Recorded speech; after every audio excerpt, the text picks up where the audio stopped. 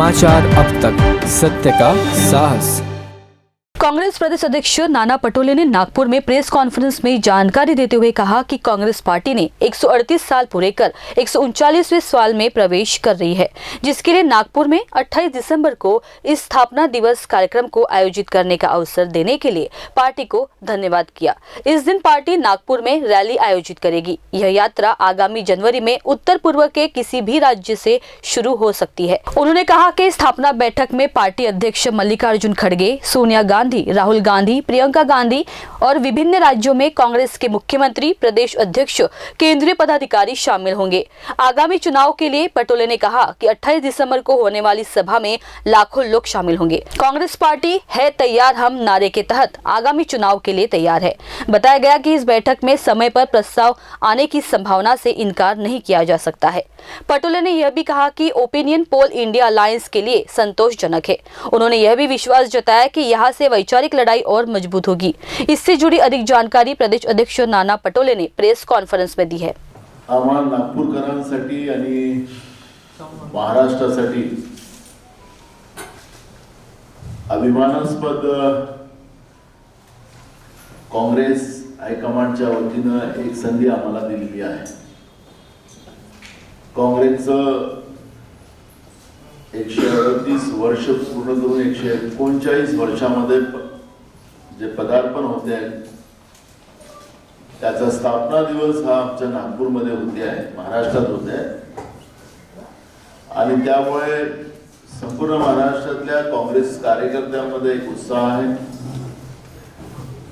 एक मोठा आनंद आहे आणि त्या निमित्तानं नागपूरमध्ये 28 तारखेला आमचे राष्ट्रीय अध्यक्ष आदरणीय मल्लिकार्जुन खरगे साहेब, आमच्या नेत्या सोनियाजी गांधी, राहुलजी गांधी, प्रियंकाजी गांधी, देशभरातले आमचे मुख्यमंत्री, आमचे एलोपी प्रदेश, अनेक राज्यातले प्रदेश अध्यक्ष, वर्किंग कमिटीचे सगळे सदस्य या कार्यक्रमाला उपस्थित राहणार आहेत आणि त्यामुळे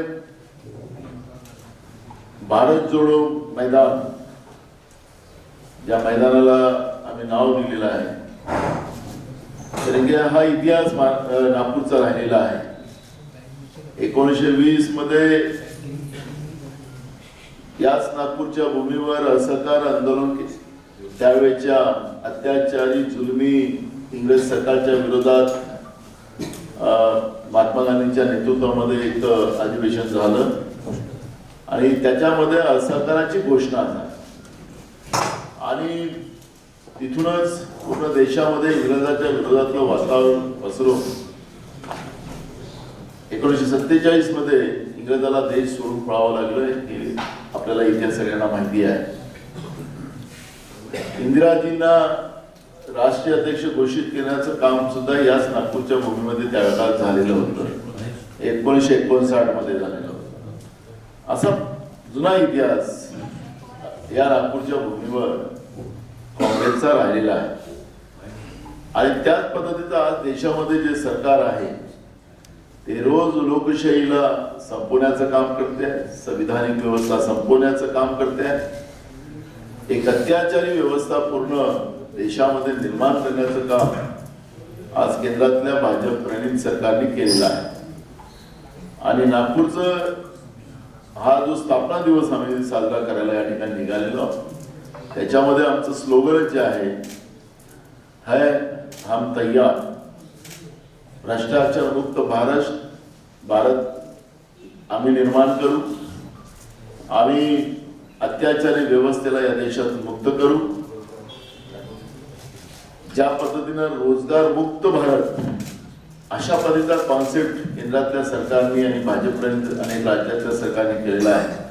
आम्ही हा देश रोजगार निर्मितीचा देश निर्माण करू, महागाई कमी करण्याचा, जी महागाई मोठ्या प्रमाणात वाढलेली आहे ती महागाई कमी करणं हे आमचं दायित्व आहे, शेतकऱ्याला न्याय देणं हे आमचं दायित्व आहे आणि त्यासाठी आम्ही तयार आहोत असं एक स्लोगन देऊन आम्ही या भूमीवर हा 138वा 139 वर्ष याला जी सुरुवात होणार आहे त्या दिवसाला या ठिकाणी आम्ही मोठ्या प्रमाणात साजरा करतो आहे आणि त्यासाठी आपले काही प्रश्न असतील त्या प्रश्नालाही उत्तर आम्ही देऊ आणि आमचा कॉन्सेप्ट आम्ही आपल्या समोर मांडलेला आहे.